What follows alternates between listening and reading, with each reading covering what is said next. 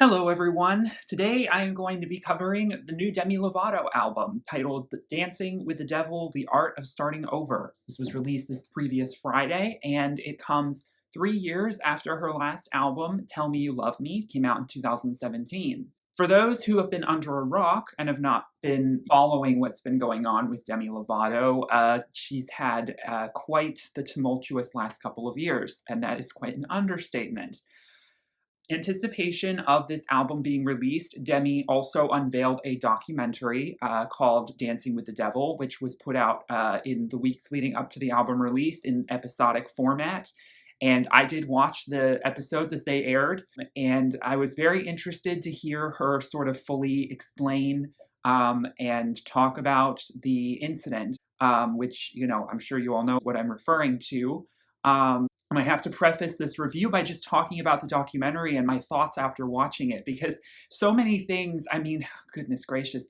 Demi is an artist. I've been following Demi since, the Disney Channel days. And if we followed her for a while, she's no stranger to rehab facilities, to struggling with mental health, struggling with body image issues, eating disorders, drug abuse, alcohol abuse, so many things, self-esteem issues. Demi has always been she's kind of become the poster child for that in Hollywood today. And it's been interesting, but so sad to see how it feels a little bit like, the process for her is big tragedy happens. We make a documentary about it. We put out another album. And then it seems to, this isn't her first time making a documentary talking about the dark things of her past. And she's, constantly, I feel like in each documentary, opening up more and more about it. This one, she probably goes the deepest yet. But, obviously what recently happened to her in 2018 is obviously the worst thing that has happened to her.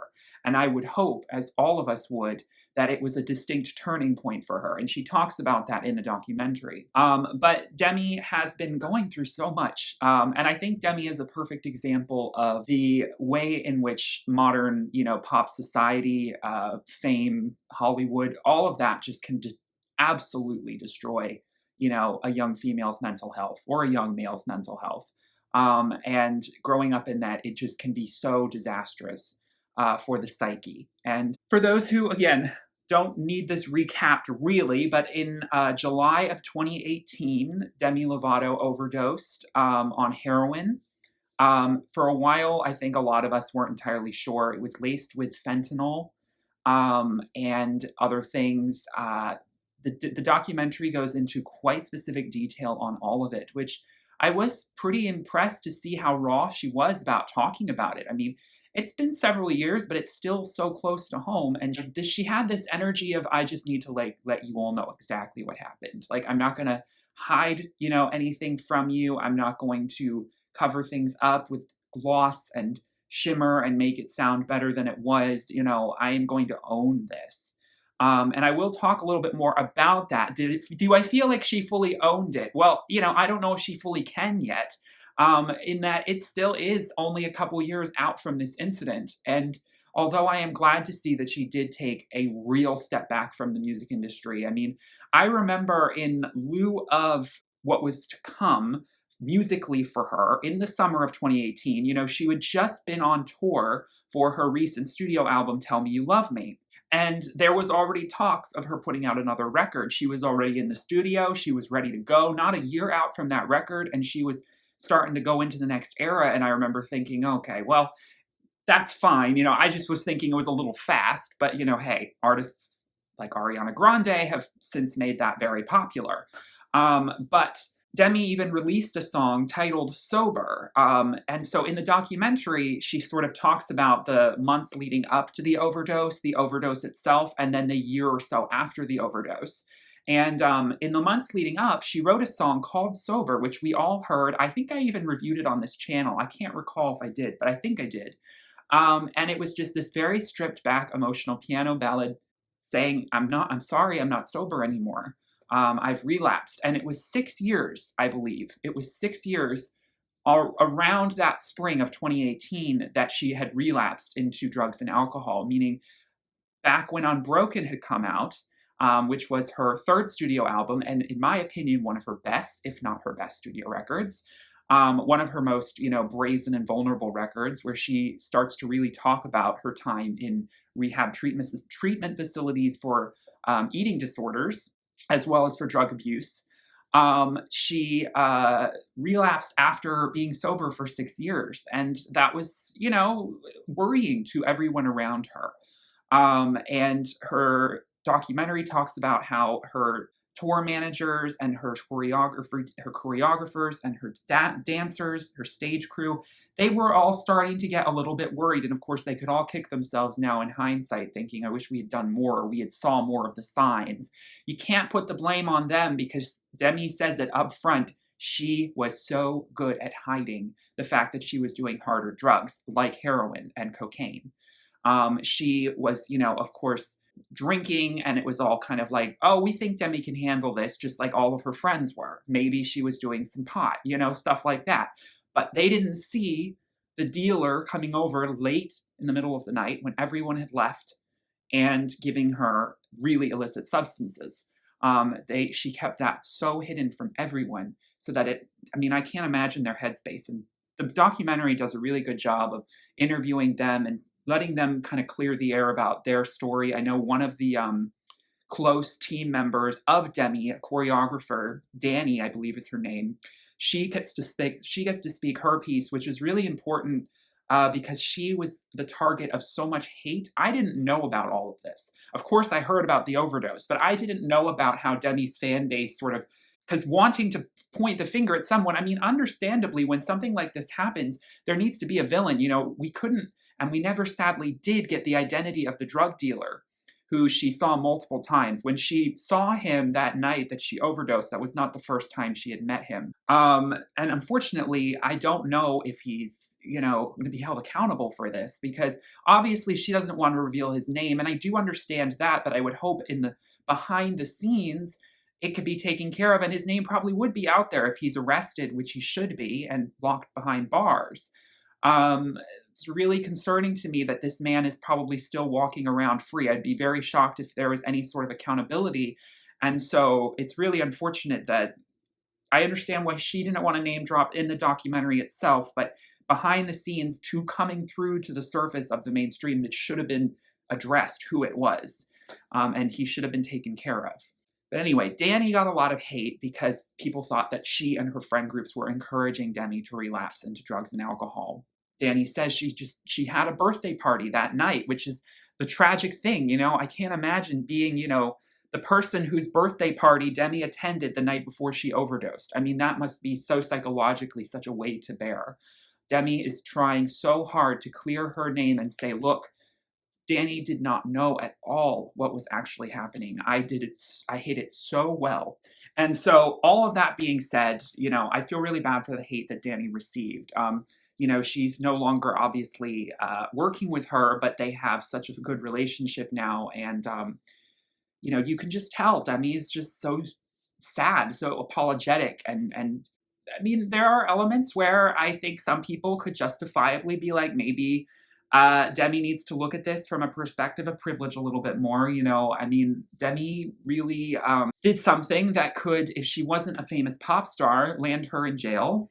Let's be real, especially if she wasn't white. And she doesn't really touch on that in the documentary, which I'll admit is something I kind of wish she would have touched on more. Because as much as I feel sorry for Demi for what she's going through, because make no mistake, addiction is a disease.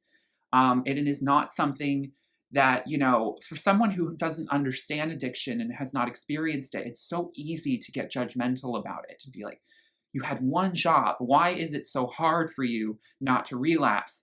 And you have to understand that any sort of mental illness is something that this person has very little control of. And there are ways to cope with it, and there are ways of holding accountability. But if you look at the way Demi had been dealing with it in the past, Demi explains how, the culture around abstinence being so enforced upon her might not have actually been the right tool to make her feel like she didn't need to relapse. It was honestly almost a pressure cooker. And so, they talk about how going forward, finding new ways to hold her accountable that are a lot more loving and accepting and empathetic to her struggle, instead of being so totalitarian, might actually help. And I think it would help with a lot of people going through addictions if we treat them with a little bit more love and kindness. Because that can go a long way in helping someone not relapse. Because that's one of the biggest reasons that they find themselves back in those places, is because they feel like they're a lost cause, because people treat them like they are a lost cause. People act as though they, they are their disease and that's all they are. And it wears away at your self-esteem, and it leads you to suicidal places. Demi admits that she was in a very dark place, a very, very dark place the time around the overdose. She also admits that the overdose was not the last time that she has used, which, especially like harder drugs, which is, that was a shock to me. That was something I don't know any of us knew before the documentary aired. And you have to understand, it's not that surprising. It is not always so clean and cut. It can take time. And so it's really sad to see. But I think now, 3 years out, we can comfortably, sleep at night. No, Demi has not, been able to or get in contact with, this person. And she talks about one of the reasons why she wanted to meet this person again, because she also admits in the documentary that she felt sexually violated by this man. He took advantage of her sexually, rape. And it just, the levels of this get darker and darker. And so she wanted to sort of, in a way that a lot of people who have experienced sexual assault will relate to, she wanted to rewrite the narrative and sort of take advantage of him to help her cope with the PTSD of that event. It's really sad and twisted, but it's the way that these kind of traumas will make you think when you're in those dark places. So I could talk forever about this whole thing, and I'll talk more about it as I go through, because it's really important in understanding the results of this album, the thematic concept of this record. It is called Dancing with the Devil. You can take that literally, metaphorically. The devil could be the drugs. The devil could be that particular man she kept seeing for the drugs. The devil could be fame and depression. It could be so many things, party culture. Because don't get me wrong, I would take a little bit more of a abstinence, hardliner kind of stance towards excessive partying, drugs, and alcohol. If you know me, I don't really drink. I never really use drugs at all, not even pot. So I'm definitely a bit too goody two shoes to understand, well, to have empathy sometimes, but I do have empathy. And I want to make sure I always do have empathy for these people, because, I'm addicted to other things. There are other things that I could, or I am at least at risk of being addicted to. It might not be drugs and alcohol, but there are a million different ways that you can be toxically addicted to something that is bad for you. And, just pretending that it's only drugs and alcohol, and that if you don't do those things, it's the same way in that people, fat shame others by being like, well, if I'm skinny, I'm automatically healthy. It's like, actually, that's not necessarily the case. Bigger people aren't always necessarily unhealthy. It's the same sort of attitude that I think people who don't involve themselves with drugs and alcohol need to understand and appreciate for people who do. Because there is a healthy way to engage with, especially alcohol, which I have a little bit more of a tolerance for. But anyway, that being said, so I won't go into the details of the overdose, but if you watch the documentary, it's really hard to watch. I don't think, we fully realized until this all came out, how close we came to losing Demi Lovato as a person on this earth. She was literally 15 minutes away from death. And she talks about if her assistant had not come and knocked on the door and come in the room, called 911, gotten her to the hospital any sooner than they had, like there was about a 10 or 15-minute window that the doctors at the hospital admitted that she would have been able to be saved, because she suffered several strokes and a heart attack, if I'm not mistaken, if I'm getting that correctly. And when they found her, she was blue and, completely, obviously very unconscious. She has very little memory of the incident. And then today, she still has struggles with some issues with vision. She has blind spots and actually has not been really driving, I think, much since the incident because of it. And there's a really heart-wrenching story about her and her younger sister, Madison, on the first time they saw each other in the hospital in the ICU, which is going to talk about a song on this record. where Demi didn't even recognize her. She said, "Who is this?" And it broke Madison down, understandably. But because Demi really couldn't see, she could not see for a while. It took a while for her vision to return. The lasting effects of the brain damage, I think is going to be dealing with for the rest of her life. Things are going to come up, developmentally with her, motor skills and a lot of things that are going to link back to those strokes and, the loss of blood that her brain had for so long. They completely had to detox her system. It's a really sad story, and it's very common for people who overdose on these drugs. They need Narcan, they need, their minutes from death, and Demi's one of the lucky ones for being found soon enough. Yeah, so with all of that being said, Demi definitely has the keys to starting over here. She was given a second chance beyond second chances by God, whatever you want to call it. She was this close to heaven's door. She was this close to leaving Earth. And that, if anything, is going to light a fire under you to change and to look at life differently. And you can hear that I think, effortlessly in a way, in the way this album is very mature, and it's actually refreshingly so. I'm the same age as Demi Lovato. She's 28. I just turned 28 last weekend. So I'm in the same, state of life where, when you get to your late 20s, there is a maturing that goes on when it comes to relationships and also hopefully when it comes to drugs and party culture. But that being said, obviously with Demi is a very specific story. And so there's a lot that I can relate to, obviously a lot that I can't because I haven't been in that position. But I think that this album is refreshingly mature lyrically. And then the sonics, that is something I'm really excited to talk about because I'm really glad that she took the sonic directions that she took on this record. It feels so much more wholesome and it feels like a classic Demi record. In a way that I feel like her more recent albums were starting to lose a little bit of. They were losing that Demi Lovato punky kind of Disney rock girl charm. They were also losing sort of a sense of vulnerability. Not to say that Tell Me You Love Me wasn't a vulnerable record. There are emotional moments on it, but it was drowned out in over-the-top glamorized sexiness. And trying to fit in with urban hip hop culture that it wasn't doing it for me. You don't do it for me anymore, which is my favorite song off of that record, by the way. But it was giving me that sort of vibe. I was like, this is not my favorite Demi album, which I know is controversial. A lot of people, if you watch my review of that, I did review it on this channel. You probably, are upset with me for not liking it. A lot of fans loved it, but for me, I don't know. It was the kind of album I expected her to make, but it was too flaunty. Like, I don't know. It just didn't feel like it had a lot of substance beyond, I am just gonna be a sexy woman and live and party and, I don't know. That's just sort of the vibe it was going for. And I feel like there were still some really endearing moments to it, but I just wasn't sonically as into the record because of the direction of the production and things. That's not to say, like I said, there weren't some great songs in there. And then with Confident, the one from before, I think a lot of people probably think of Confident as her least, her worst album. And I could sort of see where they're coming from with that. I think Confident is just very commercialized, very, specifically made to be a pop album that flirts with hip hop, that flirts with R&B, that flirts with rock, but it doesn't really authentically embody any of those genres. It's got some good songs, though. Like I said, it's got some good songs, but it is what it is. Felt a little hollow.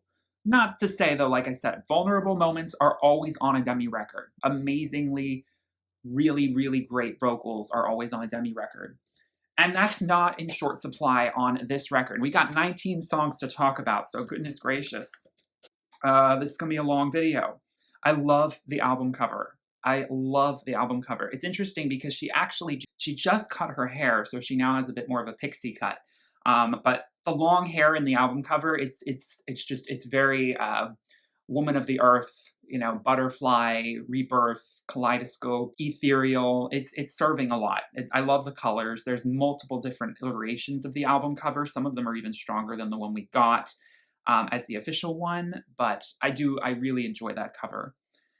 So the first track, and I was so relieved to see it included on this track list because I really wasn't sure if it was going to make the cut, is the song Anyone, which was the first song Demi released after the overdose. In the Grammy Awards in January of 2020, Demi made her big return to the media for the first time, really, since the incident.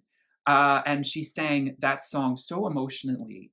It was the most emotional thing I had almost ever seen at at least the Grammys. But I mean, as far as I think I talked about it, I think I made a video about that song and I'll link it in the description. I mean, I was just the way she had to restart because she was choking up, the weight around where she'd just come from, it was like, wow, this is a moment. And it's sad to say, but like really, really dark events will make artists write songs like this. Though keep in mind, this song was actually written before the overdose. This song, and the reason why it's at the beginning of the album, because this is sort of a chronological story she's trying to tell here. This song is sort of the beginning and also the representation of the moment days before her overdose when she felt so lost and depressed and like she had nowhere to turn to but drugs. This is a plea for help. And unfortunately, no one really knew that she needed the help that she needed until it was almost too late. But it was the fact that she wrote the song just days before. I mean, it's heart wrenching. And the vocals are raw, and I think it's a live take on the album version. So it's unfiltered. It really is meant to cut right to the core. And some people might not be a fan of the shouting kind of Christina Aguilera vocals, but they are entirely apt for expressing the pain. This is an open wound that she is expressing here. And I'm just so glad it made it onto the record because there were some other songs that she had been releasing. She released another song called I Love Me last spring. And I wasn't sure if that was going to be on this record because everyone thought that was going to be the lead single for this record. It's gotten completely skipped over, and I think that's perfectly fine because honestly, that song is not that good. It's kind of cheesy. Like, it's totally fine being, no one misses its absence on this record. But I'm so glad she included Anyone. Track number 2, Dancing with the Devil. So this was a song that was released with a video right before the album came out, and we heard it in the documentary. The music video that she unveiled, recreating her stay in the ICU beds in the hospital, is extremely real. It's extremely difficult to watch at parts. And not everyone's cup of tea for how they're going to try and relive their, traumatic event. Some people might think of it as a little exploitative by, her team and everything, but it was Demi's choice. So there you go. I don't want to bring up Christina Aguilera's name every single time in this record, but it's probably the most Christina sounding song. I mean, it definitely harkens back to her song Fighter, not just in the sonic composition, but in the earnest, raw vocal delivery, the empowered delivery, owning her past, owning her mistakes, almost made it to heaven. It was closer than you know. I mean, it's a real battle cry song, and it's the perfect sort of emblem for this record. This was one of the early songs she wrote for the record. That's why, again, she's sort of making this chronologically. She wrote it in the fall of 2018. One of the first songs she started writing after the, intense treatment she went under for the overdose, dealing with the psychological aftermath of the events. These first 3 songs on the record are the ones that most intensely deal with the overdose. The rest of the record, it shifts, and I can understand why she put these first 3 songs at the beginning, because the next song is called I See You, Madison's Lullaby. This is a very clever title because ICU doesn't just stand for the ICU beds, the intensive care unit that she was in when she first saw Madison after the overdose, but she also sings I See You. And that's really important because in the documentary, Demi talks about how, obviously, when she first woke up, she could not see. She literally could not see Madison. And if I recall, there had been a moment, one of the last times that Demi had actually spoken to Madison, because around the time of the overdose, they weren't on the best of terms. I think, she could tell that Demi was relapsing, and she, at a certain point, she says in the documentary, she's like, you reach a point with addicts sometimes where you're like, okay, if you want to harm, if you want to do that to yourself, then go ahead. It's really hard to, say in the aftermath of it, but it was in the state of mind she was in at the time. I can understand, because it can be frustrating. It can be very frustrating to deal with someone who you see them hurting themselves over and over and over again, and it feels like they just don't care. And you're like, well, if you don't care, then I'm not going to care. And so they had been, at odds a bit, and this whole thing really cleared Demi's sort of perspective on, wow, like this relationship I have with my sister. She has two sisters. I believe they're both younger. Are the most important thing in the world. And the one of the remaining like lingering words she had said to her sister or Madison was that I can't see you anymore or something. And so it was just the fact that she literally couldn't see her when she actually woke up. It was the most literal, ironic twist of fate. And it's kind of eerie when you think about it. I'm trying to recall, again, from the documentary, if that's exactly how it happened. But this song is just absolutely heartbreaking. I mean, she's just at the grand piano, a dedication to her baby sister. Tuck your hair behind your ear until you fall asleep. I'll say a prayer and keep you near. You're always there with me. I promise I'll be there, don't worry. Because I was blind, but now I see clearly. I see you. Reference to Amazing Grace, a promise to be there for her from then onwards, and it's just such a delicate bonding moment for them. I mean, the love, it's a song for her, but it's such an important part of the story. So one of my favorites for sure. The melody is just melancholic and reflective, and with a tinge of hope. With a tinge of hope, it'll get you emotional. So we have a little spoken intro. I know it's weird to put the intro at track 4, but like I said, the album's kind of split up there because then she's sort of going into the time past her stay in the hospital and the overdose and what starting over, the art of starting over. That this is really the part of the album that is the art of starting over. The first 3 tracks are Dancing with the Devil. That's how I'm interpreting this sort of title that she's given us, which she decided to put both in. Why not, I know that Mariah Carey comes to mind because Mariah Carey's made some pretty pretentious long album titles before. And actually, The Art of Starting Over, I think it's a great title, but Mariah Carey had a song called The Art of Letting Go. So it kind of pays homage to that. Similar sentiment. And so The Art of Starting Over, which is track 5, but officially track 4, because the intro is a few seconds, picks up the tempo a little bit. Like we're getting into a different sort of, a little slightly sunnier acoustic sound. And this is where the album starts to get very unique to me because I'm like, wow, this is not what I was expecting this album to sound like at all. There's some rock country backbones to some of these songs, more country than rock, that is very hearkening back to, when Demi did her self-titled record and also even her Unbroken album in 2012. This is a sound that's, not really a sound that a lot of like the X-Act pop girls are doing today. Everyone's trying to get more and more trap, more and more R&B, more and more hip hop. Demi is kind of going back to a little bit of that, country pop sound, which got very popular around the time her self-titled and Unbroken had come out. And I really appreciate it. Some people might say it sounds like more, Disney Channel, but I actually don't at all. I think that, she is really owning these melodies and these instrumentals in a way that I just haven't really heard in her last couple records. I'm like a watch I'm unwinding like a clock. It's okay if I don't know what the time is. I just woke up from drinking, had half of a cup. The universe is trying to remind me. Give me a pen and I'm rewriting another ending. It didn't turn out the way that I wanted. I had the armor, I wore it much in the summer, but the arrow hit me right where the heart is. I guess I'm mastering the art of starting over.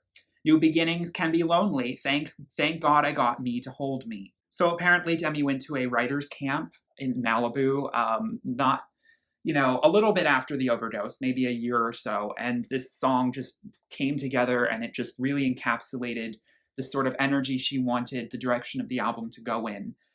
Hinting at things in a positive direction. What's kind of interesting is that the lyrics can be quite, well, very direct, and they can be kind of interpreted as very depressing. There's a very sort of like, I don't need anyone, but it's also because everyone's going to screw you over sort of attitude to this record. It can be empowering to say, I'm just going to have to rely on myself. But when you think about it, it also can prove that because it's just like, it's assuming that everyone is going to break your heart, is going to, is going to wreck your life. I mean, Demi has reasons to feel that way. I think a lot of us would, a very jaded sort of attitude towards romance. And this might be her least romantic album ever because she is just completely done with men, like completely. Although she states later on in the record that she's still open to it, it's not her focus right now. And that's not where she wanted her headspace to go after this whole ordeal went down with the overdose. And of course, she did end up in a relationship. And I'll get to that, but it was short lived. And so, of course, a lot of this record is dealing with that part of it. But yeah, this is the headspace that she is at as she is moving into sort of like looking at, okay, I'm out of rehab. I'm sort of looking back to getting into the media and like getting back into social media and like interacting with the world again. But how do I want my headspace? How do I want my headspace to be in that state of mind going forward? And this is sort of what this is her sort of mantra that she is stating is going to be her headspace. And at the end, she says, I let the darkness out. I mean, you could look at it as, yeah, that overdose in a way was the ultimate way of me fighting and coming face to face with my demons. It's forced me to do a lot of therapy, to do a lot of self-reflection on, the relationships I have with my family, to eating, to body image, to family stuff like with her father. She talks a lot about her father and his tragic demise, and how she wishes she could reconcile things with him in the documentary. She has some gorgeous songs about her father on previous records. Their relationship was really unfortunate. And that carries over into Lonely People.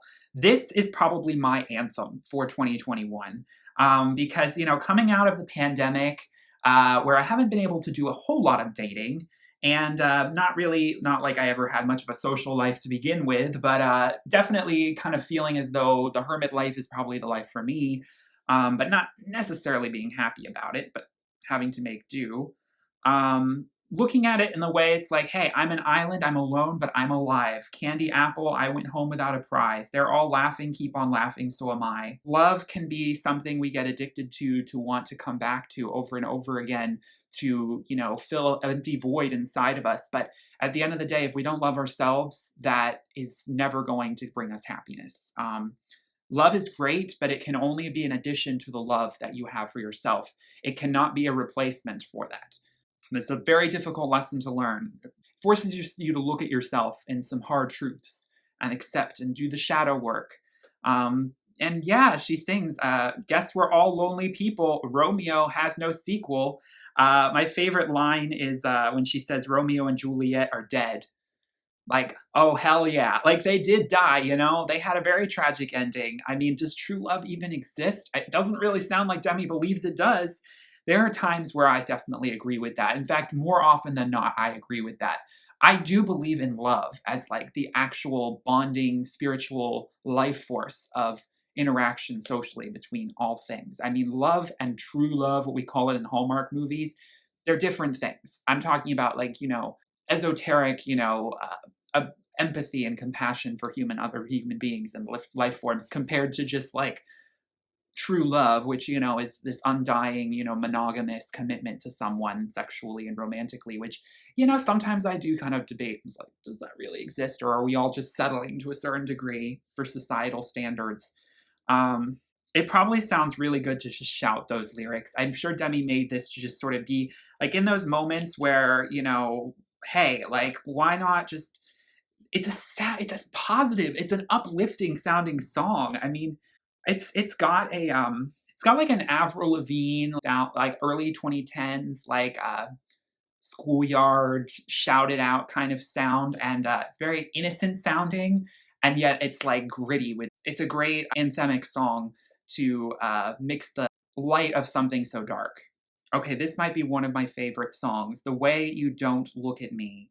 This is clear, this is like a country song. And I mean, I don't know, maybe I just, because I was looking at like Ariana Grande and her latest album, Positions, I was expecting an album that was going to sound a little bit more like that. I was expecting for Tell Me You Love Me to be the direction that she was going to go with this, and it was going to be more urban and more R&B, which is fine. It's just not really my taste. It's not really my style. But instead, we get some really fun guitar pop songs. I don't know. It's just, a bit basic to some people sonically, but I find it really just really catchy, visceral. Like I said, the live instruments coming in, I mean, that wasn't something I expected at all. The amount of guitars on this record, I was not expecting at all. This song sings about, the judgment she feels from so many people after her near fatal overdose and her eating disorder struggles. It's those awkward glances, those awkward, moments where they won't make eye contact with you, that you second guess their intention or what they're really thinking about you, that you're a lost cause, that, you're a train wreck, a crackhead, those sort of things. Those insecurities really well up. And so, when she is in a relationship, she's constantly sort of in tune to like those rhythms, and if they're not syncopating right, and she feels that with this person. Like I can tell that there's this disconnect, and I think it's this big chasm that we're not addressing, the elephant in the room, has to do with my past and my struggling with substances. And like, it's never going to be easy for me, just like going to a party or like, scrolling through Instagram and looking at Instagram models and like being a part of influencer culture. Like, it's going to be somewhat toxic to me. You need to understand that and, have empathy and compassion for that and adapt a little bit. And if you're not going to, then it's just going to build resentment between the two parties. I definitely get like Casey Musgraves vibes from the melody and from the Western ambiance of the instrumental, which I am so here for. I think she was inspired by Casey Musgraves for this song. Track number 8, Melon Cake. A classic Disney pop rock song. I feel like this definitely sounds like something that could have been off of her first 2 records. And I love that about it. It's, symbolizing these watermelons covered in fat-free whipped cream that they gave her on her birthday. Singing about how like her old management would not give her a regular cake because of her eating disorder.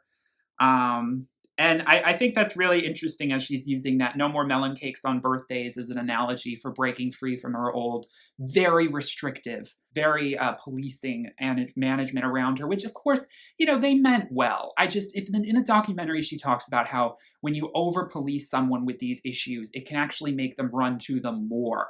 And that you need to have a little bit more of like I said, an empathetic, relationship with the person around these substances. You need to monitor it, but you need to like also not turn it into this do or die sort of dichotomy, which can be so restrictive for someone who's already dealing with so much. She's reflecting on, starting from when she was 15 in the industry, she has always wanted to be Barbie sized, listening to what other people have told her to do, what to wear, how to eat. And it's just, she's so done with that. And she feels like it's never going to get her out of this cycle of torment in her brain and relapse if she continues to let people, micromanage her to the T when she has no autonomy herself. And she wanted to celebrate actually getting to eat birthday cake. Like it's a big deal. It makes you feel proud if you can handle something that was such a vice for you for so long. So this song has that, just carefree, like I'm just gonna embrace where I'm at now kind of energy. And although it's not my favorite, it's definitely a moment of levity on this record that's still dealing with something heavy. Like I said, these are songs that have such lightness to them in the sound and the tempo, but they're also dark. So Met Him Last Night is the collaboration with Ariana Grande. It definitely sounds like an Ariana sound, a song. We've got this sort of R&B orchestral elements coming in to sort of match the harmonies that Ariana and Demi do, which, Ari can really harmonize. Like, oh my goodness, the harmonies are gorgeous. I've seen The Devil, yeah, I met him last night. I think he's all right, seemed kind of funny, he's kind of my type. This doesn't have to be speaking about a person. It could be about relapsing on drugs. Ari wrote this song for, wrote this song and then thought Demi would really love singing on it. It's like, I think this song is just really, speaking to us and to you, and I'd love for you to be on it. Not really a whole lot of depth to the lyrical content, which you can tell because it's not really talking about something specific that all the other songs kind of do. I don't have a problem with it. I think it's just a great pop moment. It's what you'd expect from an album like a collaboration with Demi and Ari, sort of like a broody orchestral electro pop song. So, what other people say is the collaboration with a singer named Sam Fisher. I didn't know this song was even out. This was technically another single for the record, though I think at the time they didn't intend for it to be on the album. He's an Australian singer. And it's a little bit more of like a power ballad, it's just like that kind of probably one of the more basic sounding songs instrumentally on the record. But their voices play so well together, talking about how so much of being in LA has caused them to micromanage themselves and their own image, worrying about other people's perceptions of them instead of listening to their own instinct, and living the life they want to really live. Thought when I grew up I'd be the same as the ones who gave me my last name. Everything seemed so straightforward from a young perspective, but when you grow up you realize that like there's a lot more that you have to choose and make a decision about, and the path that you want to take, it becomes a lot harder to discern when so many people are telling you, especially if you're in the limelight, you need to be this, you need to do that. So it's a great song reflecting on the struggles of fame. Not my favorite though. Track number 11, Carefully.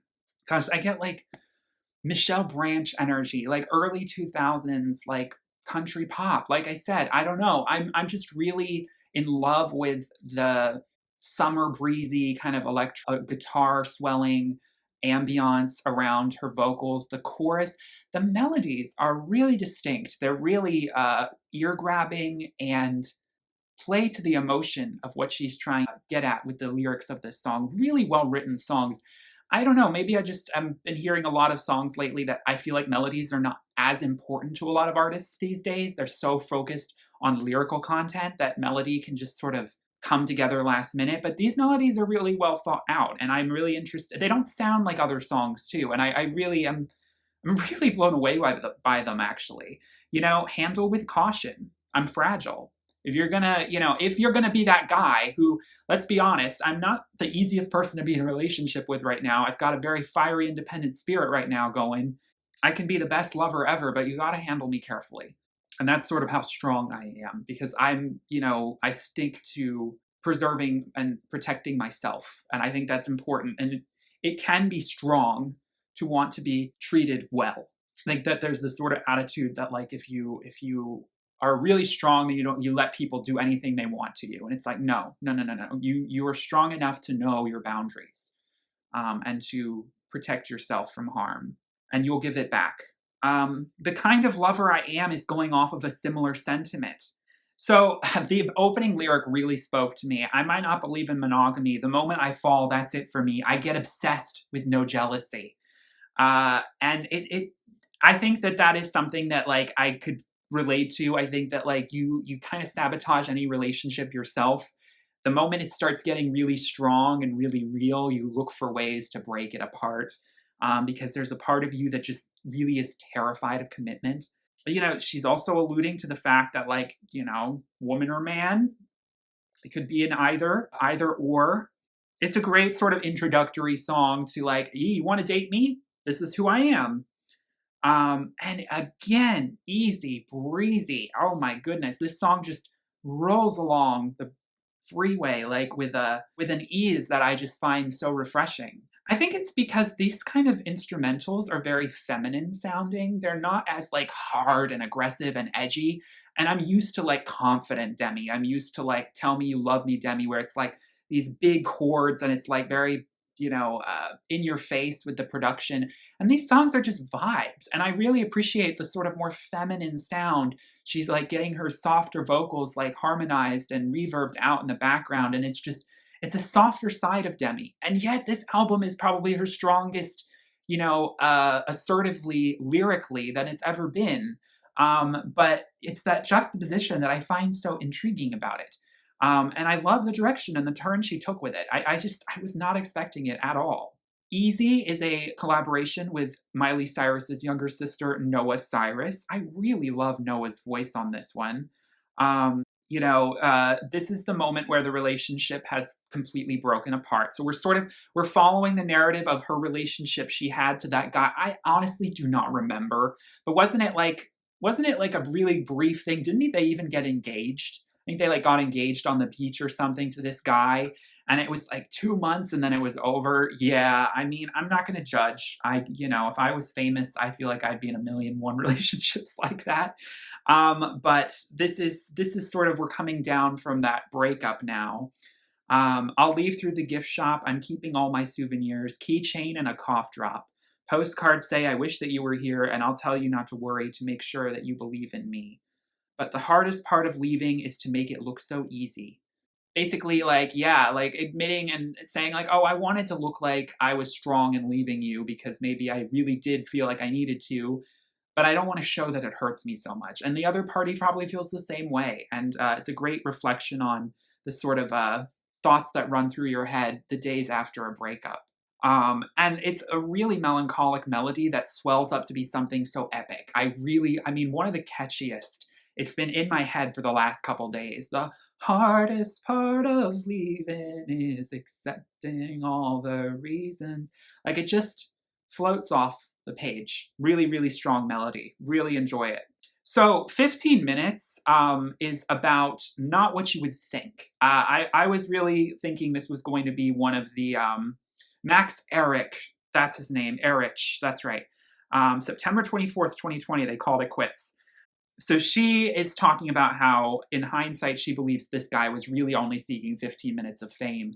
And so this song is sort of the most jaded, probably, post-breakup song on the record.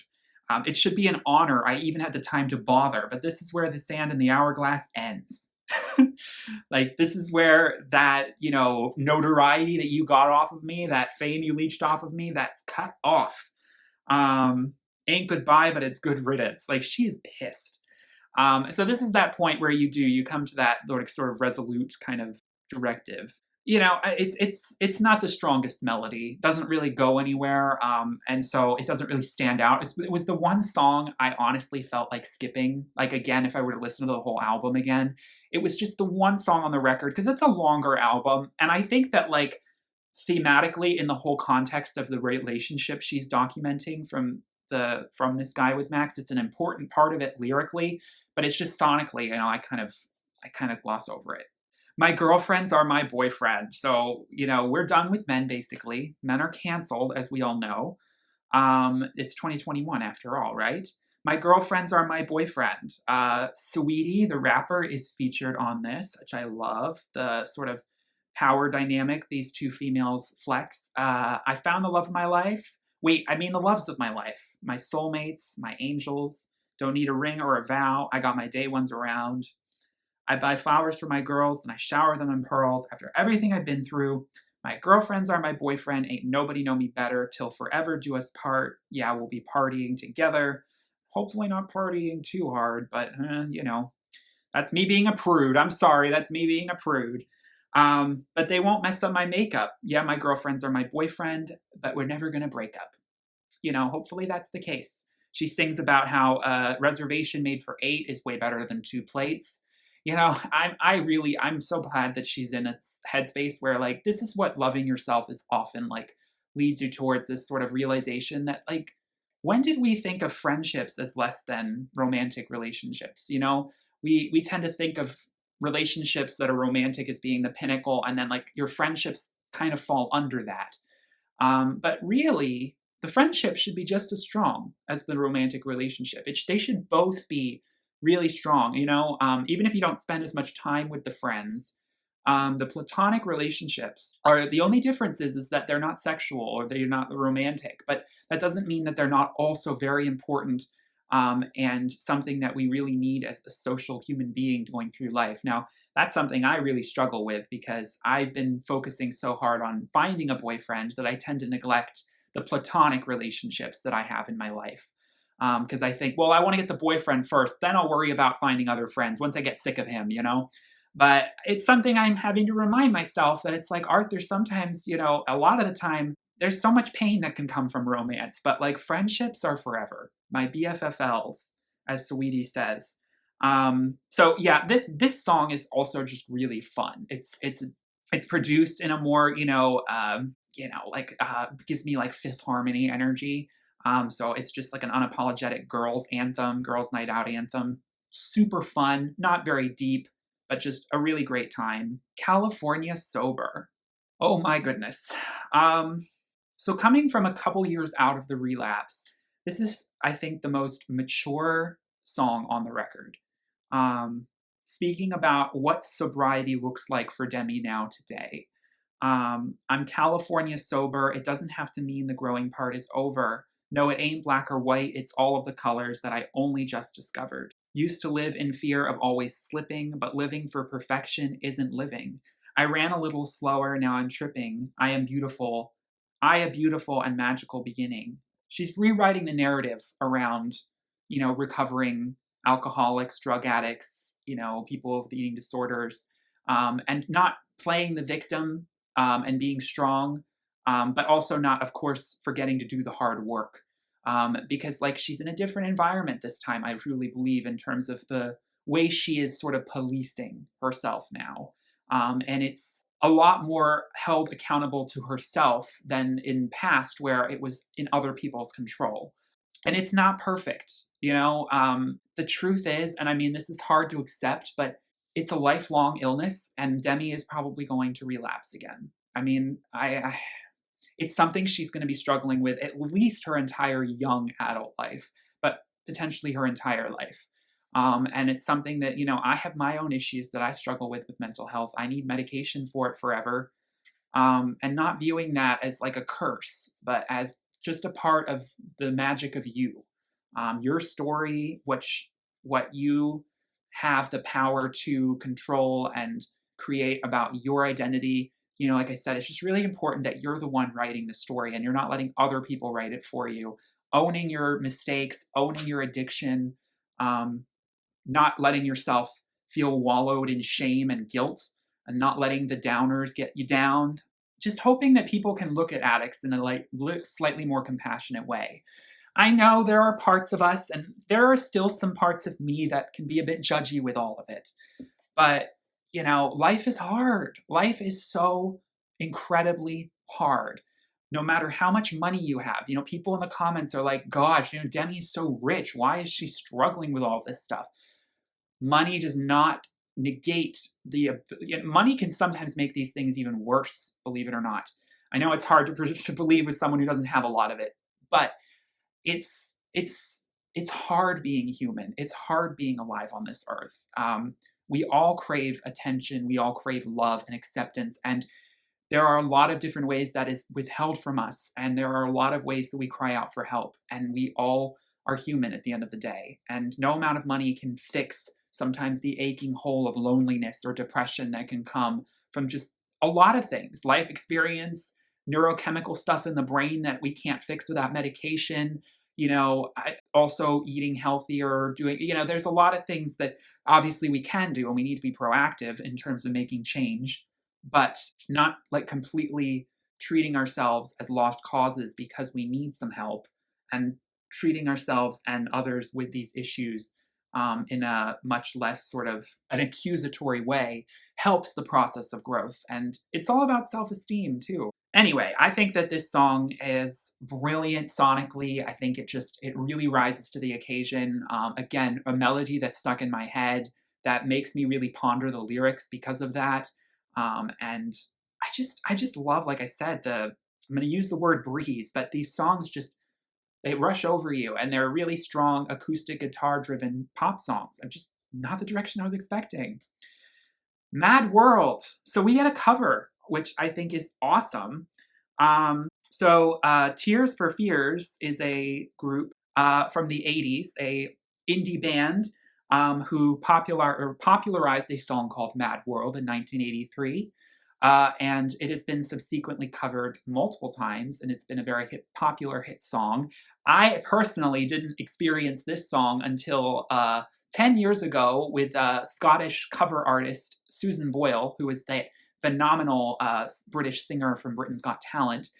She did a remarkable cover of this song on her 2011 Someone to Watch Over Me. So that was my first time hearing this song. And so I always envision it as Susan Boyle's song, but it's not. Demi is doing her own rendition, and she adds just sort of like this ambiance to it that I think is it's very reverbed out, and it's very sort of calm, but a little bit like mysterious the way she delivers it, which I think is, for all the Demi fans who are younger who don't know this song, they're probably going to think she wrote it, which it's a really, really well written song. But I mean, it's a little bit different from Demi's songwriting style. And I hope they do the research and know that she didn't write it. Because, it's such a well written song. And not saying that Demi is incapable of it, but it's just, And it's a great encapsulating song speaking about the state of mental health in the world today. All around me are familiar faces, worn out places, worn out faces, bright and early for the daily races, going nowhere. And I find it kind of funny. I find it kind of sad. The dreams in which I'm dying are the best I've ever had. I find it hard to tell you. I find it hard to take. When people run in circles, it's a very, very mad world. Apparently, Demi saw this song in Donnie Darko, which is this famous horror film, when she was 14, and she's been obsessed with it ever since. And so she was listening to the song once in California, and she texted the producer, Mitch Allen, and said, "We have to cover this song on my record. We have to do it." And there you go. I think that's actually just a really nice sort of way to round out the record with a cover towards the end that thematically and lyrically so fits and encapsulates the vibe and essence of what this album is going for. The melancholy is something that, I really relate to. Butterfly, the penultimate track. So this is the one song where she sings about her father. There's always a song on all of her records. Actually, I think Tell Me You Love Me was the first time she didn't have a song about her father. Speaking about forgiveness, it's a minimally produced track, just, the guitar chords kind of spaced out around her vocals, looking up to the sky and seeing her father in a butterfly. The imagery and allegory of a butterfly for things like this is something I find a little tired in songwriting today, because it's just done to death. But at the same time, there's still something so captivating about that analogy, that metaphor.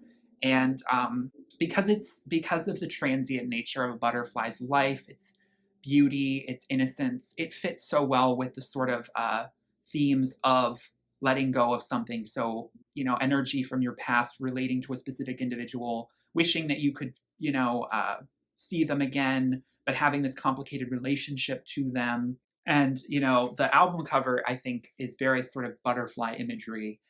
So it's this light and airy sort of coming out of a dark cocoon sort of feeling. And she's really processing. She's getting all of that out. She actually wrote this really long letter of gratitude to her father, which she would never have been able to write years ago, finally kind of expressing all of these things, forgiving him for things that he had done, and letting out a lot of the anger and frustration and emotion that she'd held up inside. So it's a very important thing to do. Set it free. So the closing song, Good Place. There's like a Colby Kaye kind of close to the guitar, whimsicality and lightness to masking heaviness that I think is encapsulated on this song. She's been through so much, as all of us have. I've been called an emotional disaster by myself and by many others after. I had trials and tribulations mastered, tuned it out with a little bit of paint and plaster. When I chose drugs over love, money over trust, till I found us, and chose lust over love, danger over trust, till I found us. Now I'm in a good place. Took a while to feel this way. No longer have to save face. Reconciled with okay. And with a whole lot of work, whole lot of hurt, whole lot of grace, now I'm in a good place. Me, myself, and we are going to look out for each other, and my family and my day ones. And I really do. I want to at least believe that, like, Demi has such a stronger foundation now around her, love support and a support system and a team, and that she really means what she says. And I feel that, and it's a great way to close out the record, with this very understated, but just like sweet sentiment of acknowledging that I'm done with the craziness of fame and chasing chasing insecurity around everything that comes with it.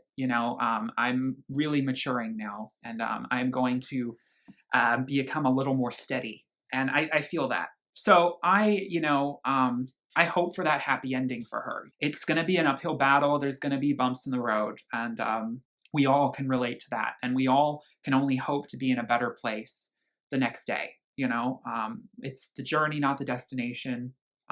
But every now and then, you've got to acknowledge that, compared to a few years ago, you're in a pretty good place compared to then. And then hopefully in a few more years, you'll be like, I'm in even a better place than compared to then. And she can look at this song and be like, huh, I thought I was in a good place then. Well, anyway, it's going to fluctuate. But overall, like I said, I think it's the choices of the like more guitar-based instrumentals, the pianos, less reliance on, the trap beats and those sort of more 2020 sounds. I think it's a refreshing change of pace for her, making it one of my favorite Demi Lovato albums. This album is honestly, I think, right up there with Unbroken, which is still my favorite of hers. I think Unbroken, and as well as her debut. Her debut is just really, really cool and fun. But I think Unbroken is another album speaking about resilience after, trauma. And I think that this album is, both albums get fun, they get lighthearted, but they have a similar through line where it's like the confidence and the work on yourself, it actually is like coming off the page.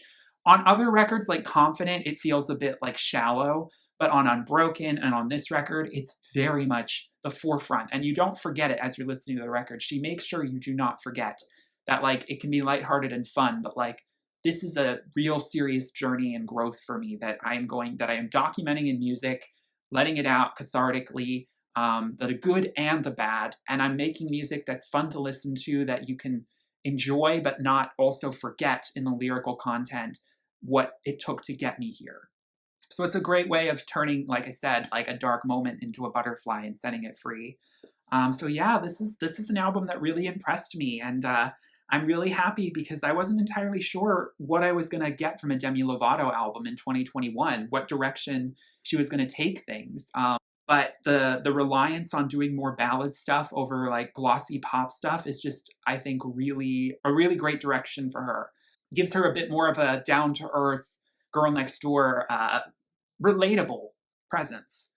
And yeah, I like that she's tapping into a little bit more of a softer feminine sound on a lot of these tracks. It's a really great pop album for today, and it doesn't sound like a lot of pop albums today. And I think comparing it to Plastic Hearts by Miley, I mean, these are two albums by XX from Disney who I'm actually really impressed by.